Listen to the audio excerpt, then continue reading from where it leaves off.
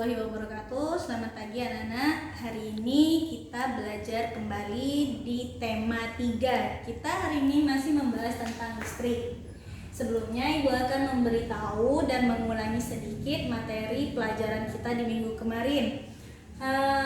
Hari ini kita akan mengenal tokoh penemu dari listrik, yaitu Michael Faraday. Michael Faraday itu adalah orang yang pertama kali menemukan listrik. Kemudian dari hasil penemuan listrik itulah maka bermunculan penemu-penemu selanjutnya, yaitu Thomas Alva Edison yang menemukan lampu pijar.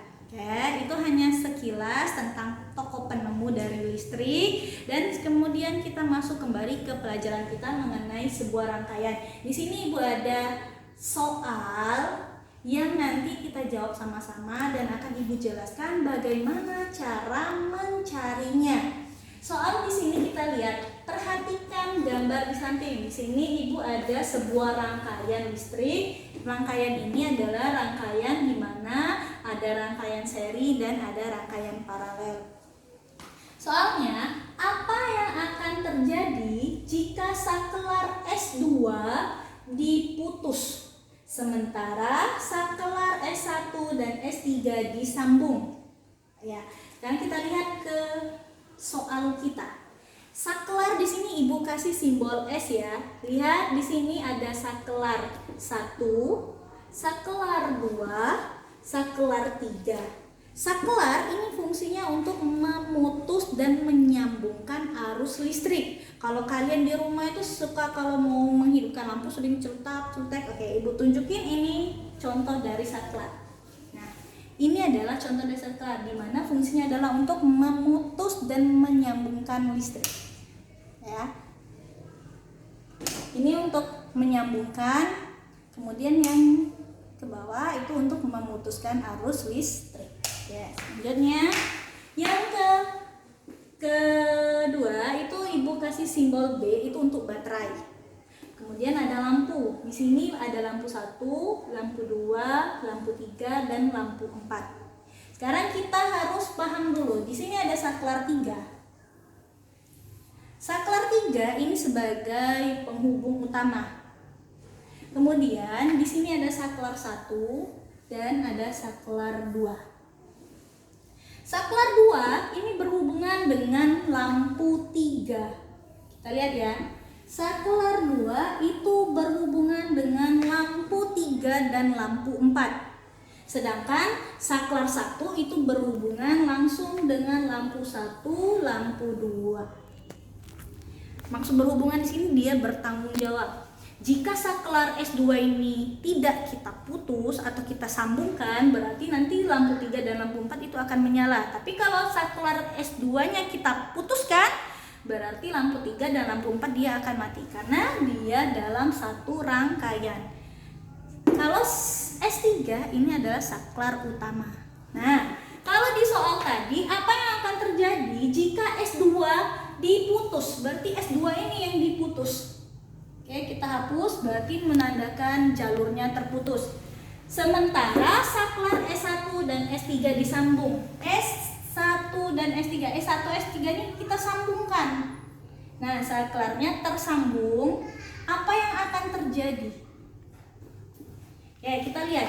Arus listrik mengarah itu dari potensial tinggi ke potensial rendah. Harus ya, dari kutub positif ke kutub negatif. Anggaplah saat ini kita mulai menghidupkan, kemudian aliran energi listrik itu mulai masuk. Karena saklar S3-nya disambung, berarti arus listrik itu bisa mengalir di rangkaian listrik, masuk mulai ke percabangan. Sebentar, coretannya.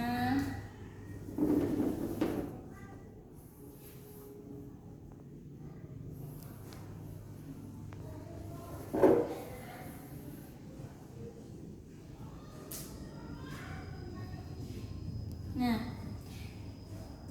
arus listrik masuk ke aliran rangkaian listrik. Dia mulai bercabang mengikuti aliran kabelnya. energi listrik itu masuk ke lampu ketiga menuju ke saklar. Namun karena saklar 2-nya terputus, otomatis energi listrik tersebut tidak akan bisa mengalir ke lampu selanjutnya. Dia berhenti di sini, terhenti. Kalau dia terhenti, kalau di sini putus, otomatis saklar S2 yang lampunya berhubungan dengan S2 dia akan mati. Lampunya mati. Tapi energi listrik yang masuk ke lampu 1 kemudian masuk ke lampu 2 akan mengalir karena saklar S1-nya terhubung, energi listriknya tetap berjalan hingga menuju kutub negatif dan menyala. Nah, di sini kita bisa menjawab apa yang akan terjadi jika saklar S2-nya diputus sementara saklar S1 dan S3 disambung. Yang terjadi adalah